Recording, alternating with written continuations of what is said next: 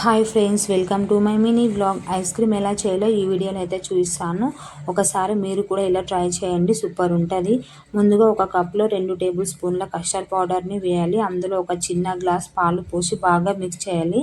ఒక ప్యాన్లో 1/2 లీటర్ పాలను అయితే తీసుకున్నా. మీకు కావాలంటే 1/2 లీటర్ కూడా తీసుకోవచ్చు. పాలు బాగా మరుగుతుంటే అందులో 2 టేబుల్ స్పూన్ల షుగర్ని అయితే యాడ్ చేసుకోవాలి.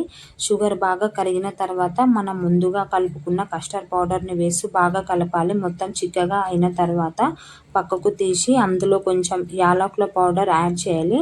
అది చల్లారిన తర్వాత మిక్సర్ జార్లోకి వేసి బాగా స్మూత్గా అయిన తర్వాత ఒక ప్లాస్టిక్ బాక్స్లోకి తీసుకొని ఒక 2 అవర్స్ ఫ్రిడ్జ్లో ఉంచాలి. తర్వాత మళ్ళీ తీసుకొని దానిని మిక్సర్ జార్లో వేసి అందులో 3-4 డేస్ నుంచి తీసి పెట్టుకున్న పాల మీది మీగడను 1 టేబుల్ స్పూన్ వేయాలి.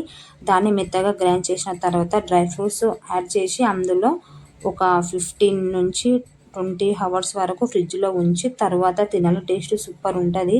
మీరు ఇలా ట్రై చేయండి. తర్వాత ఎలా ఉందో కామెంట్ చేసి అలాగే ఒక లైక్ అండ్ ఫాలో చేయండి ఫ్రెండ్స్.